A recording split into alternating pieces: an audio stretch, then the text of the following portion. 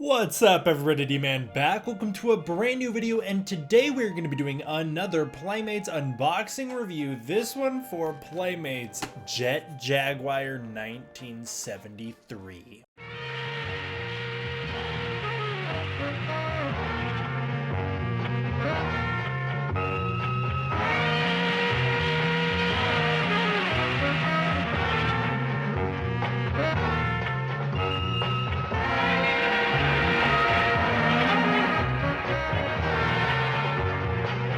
A figure which I never really thought would exist, certainly not as a child, but you know what? In recent years, Jet Jaguar has had a real resurgence. Even before Godzilla Singular Point revitalized the reputation of this character, he was already trending upwards, if nothing else than just for the meme factor of him. People were desperate for him to be back. People have been calling for a reimagined Jet Jaguar since Pacific Rim. This was an inevitability with Jet Jaguar. We were going to wind up here eventually, and it's nice to know that we did, because he deserves it. I don't really even like the 1973 Jet Jaguar all that much. I just appreciate him. This is the Playmates Jet Jaguar, and starting out like always, let's just talk about the box here. Got that nice classic Godzilla logo that takes me back to my childhood. Jet Jaguar Playmates, some logo info on the bottom, titles on the side. Back of the box features that burning city with the Godzilla logo up top. On the back it's advertising their Godzilla 2004, their Space Godzilla, their Jet Jaguar, and the Burning Godzilla. I think the only one on here that I don't own is the 2004 Godzilla. I just was never able to find him. Burning Godzilla, I'm pretty sure I've got in the back there that I'll be able to unbox and review sometime coming up soon. The only other thing on the side here is what is this, like a Bandai Godzilla 2000? This is obviously one of the older ones, and I'm glad that they moved away from this box design because it's just not very good. It's also funny that they started with Jet Jaguar. He was one of the first ones I feel like they did from the classic Godzilla line.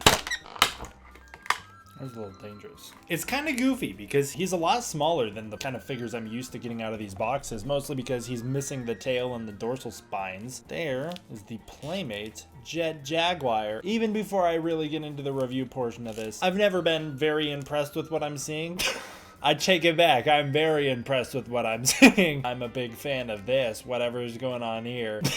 I thought he's looked very limited before I even touched him. Starting out, I want to give credit where credit is due because Playmates has done a lot right with this figure. There are some things I am very impressed with when it comes to this figure. I like the feel of him. I like having him in hand. He's got a nice feel to him. His legs are nice and kind of this soft plastic. He doesn't feel breakable or dense. He feels more or less like a Bandai figure, a little more sturdy than a Bandai figure, but he feels good. It's a soft vinyl plastic. I really like it. And he's got a nice feel to him. He moves nicely. This is a good toy to play with. This would be one as a kid I would freaking go crazy for. And I do want to give a lot of credit to him where credit's due because they have done a lot right with this. The face looks really impressively like Jet Jaguar. The eyes are a little bluer than Jet's were. Jet's were typically black. Blue is more of a Godzilla Singular Point-esque thing to do, but there's so many wonderful details in it, like right down to if you look at his eyes, he's got tons of little irises in his eyes, all these little rings going through his eyes, and I'm very impressed by that. He's also just got a really nice texture overall. The entire body has this really nice texture to it where it feels smooth, but it also feels lived in and real like the Jet Jaguar in the movie. I don't really know how else to describe it other than that it looks like when you're looking at it, you can realistically believe that this is foam latex. I'm pretty impressed with the face sculpt. I don't think it looks 100% accurate to the movie, but I do think it looks overall pretty good. The smile looks great. They've done a nice job defining the cheekbones, the nose, the eyebrows. They've done a really good job bringing those details out. On the top of the head, they've added the dimples and the two little dots on each side of his head. They've added a little thing at the little point of his head that I'm impressed with. They've got the antenna sticking on Jet Jaguar's head. I feel like that would be an easy thing to miss. They've got all these little bolts and screws running up the back of his head along with these red lines. This rumply neck piece that he has is pretty accurate to the movie. Getting into the actual design of him, they've done a very good job recreating Jet Jaguar's very awkward design. He's got the big puffy yellow shoulders, the red arrowed chest piece, the large bulky silver chest piece that sticks off the yellow beneath it, the bulky shoulder plates, the bulky pads all over the arms, the armored elbow plate. They've done a really good job all over the body. His torso looks good, his legs look good, his knees look good, his feet look good. His feet actually have a lot of really neat detailing all throughout them. And I want to especially highlight the small attention to detail given given to the legs with things like these little creases on them that they didn't need to add. So I do want to give credit where credit is due. This might be Playmates' most well sculpted figure they've ever done. There's clearly a love for the character put into the sculpt here. Where I fall into the category of being unimpressed with him kind of comes in the articulation aspect of it, but on the whole I want to say I am pretty impressed with the attention to detail in the sculpt. This is the first time that the Playmates figure's pose has been taken to an extreme, where the Playmates Godzillas typically have one foot in front of the other. Well, this Jet Jaguar is at an exaggerated stance, almost like a running stance, where he looks ready to fight. His arms are also in these really restricted, bent elbowed poses, where his arms can't reach out very far as a result of it. So he's got the arms kind of down by the side, and it gets him in a really good fighting pose. He does look like he could fight, and I will say, if you're gonna be playing with toys, this is a toy that's gonna be able to throw some punches, throw some elbows, do some kicks, that kind of stuff. That's gonna be a lot of fun. He's not just stiff. They've given him a little bit more range in terms of his fighting ability because this is a children's toy. So credit where credit is due for that as well. I just think on the collector's end, the pose is very restricting. I just wish it had more articulation to support itself. Speaking of the articulation, he doesn't have much. His knees can't bend, which is kind of a mistake. His legs don't have any articulation, but he does have this torso piece, so that's 1 point of articulation. He's got one in this arm and one in this arm, so that's 3 total, and then the head can turn, a total of 4. What this does lead to is the pose being very limited, and you do see that with the actual sculpt as well, because when you turn him, it's gonna look awkward, but it looks really awkward when you get these giant gaps opening up, and especially when you're looking at the back, where it just doesn't line up like at all. If you turn it, he has to be exactly how he was supposed to be, and the colors are gonna not match when you turn his top, but that's just an unavoidable thing. It's just a matter of how clunky he is altogether, which I guess is kind of the Jet Jaguar brand. The longer I sit with this guy, the more impressed I am with the texturing of him, and where I think that really shines is with the paint. They have gone with a very matte color for the red, which doesn't match the vibrancy of the red in the movie. Same with the blue. The blue doesn't match the vibrance of the blue in the movie either. But what I do think they've done a very impressive job with is the silver. Because while the red and the yellow and the blue is just kind of a matte color, the silver is something more. It's got a nice texture to it where it almost looks like noise or grain. Makes it really feel like the foam suit, and I'm very impressed by that. There is some quality control issues on the paint, like for instance the fact that the arrows on his knees don't actually come to a point, they get cut off by the yellow, or just very little tiny details like the fact that mine's got a red dink on his forehead, or some of the paint bleeds over from the red on his back onto the silver on his back, little things like that. I guess the longer I hold it, the more I'm swayed by the design, because they have clearly put a lot of attention to detail into it, and I do appreciate that he can do this weird little salute, which Jet Jaguar doesn't do in the movie, but it feels like a very Jet Jaguar thing to do. So the longer I hold him, the more impressed with him I am. I just think he's a very limited figure. I think what's going to really help in this case is the figure comparison portion. Specifically when we compare him to what I believe is Bandai Japan's Jet Jaguar, which is a little more vibrant and saturated like the Jet Jaguar of the movie. And holding the two of them together, I'm actually pretty impressed because they both do different things better. They're not easily comparable. One brings one set of things to the table, the next brings the next set of things to the table. The Bandai Jet Jaguar has a whiter face that looks more accurate to the movie. The paint job is overall a little more accurate to the movie in terms of the fact that it's more saturated and brighter. The eyes are black. It's a little more striking like the one from the film, but they've gone with some sort of creative liberties here where the yellow blends into an orange. They have a gradient going on, and then his yellow pieces become orange. The Jet Jaguar from Playmates sticks with the yellow from the movie, and so he's a little more accurate in that regard. The Bandai Jet Jaguar, while he has a more accurate face, does not have a better face sculpt overall because the Playmates one sticks out enough to have a defined jawline, which Jet Jaguar should have. The Bandai one bleeds into the neck. There's a different approach to the back of the head. While the Playmates one has a better sculpt on the back of the head, the Bandai one has better detailing. I think the Bandai one looks better from behind, while the Playmates one has some details on the front that really make him shine. For instance, the fact that the arm cuffs that Jet Jaguar has are more puffy on the Playmates one, whereas the arm is all one size on the Bandai one. That's a bonus to the Playmates. And then when it comes right down to it, their take on articulation is what really makes these two stand apart from each other, as one is in this fighting pose while the other is in this straight standing up pose, which is more traditionally what you'd expect out of a toy. This results in him being a very stiff fighter if you're going to play with him as a fighter, but it makes him look a little bit more like the Jet Jaguar from the movie, whereas this guy is going to have more use as an action figure. The Bandai one is a lot softer of a plastic, so it's not as big of a deal that he doesn't have those built-in articulation points because you can bend him however you want and he can still get into those poses, but he also doesn't have them built in. In fact, he has less articulation with only 3 points, one at the torso and one on each arm. His legs are similarly not able to articulate. So overall, holding the two of them together, they satisfy completely different demands. The Bandai one has a little bit more attention to detail with the actual sculpt, not necessarily the pose, with some things like creases in the legs being very, very accurate to the suit. While the Playmates one does make those attempts, the Playmates one feels more like if Jet Jaguar was real, where the Bandai one feels more like an adaptation of the suit itself. And so ultimately, I'd say it just comes down to a taste of preference. Who did better, Jet Jaguar from Bandai or Jet Jaguar from Playmates? Well, it depends on what you want out of it. Do you want an action figure, or do you want one that just is gonna stand on a shelf and look a little bit more like the Jet from the movie? I don't really know. I'm glad I don't really have to make the decision. I think if it ultimately came down to it, I'd probably pick the Bandai one, if nothing else because it's more saturated and vibrant, but that's a pretty tough matchup right there. That's probably one of the tougher matchups I've seen with these guys. And they do look nice together. I actually like that I have both of them because, again, they go for totally different things. Plus, now you can just make them beat the snot out of each other. Why? I don't know, because they're toys and that's what toys do.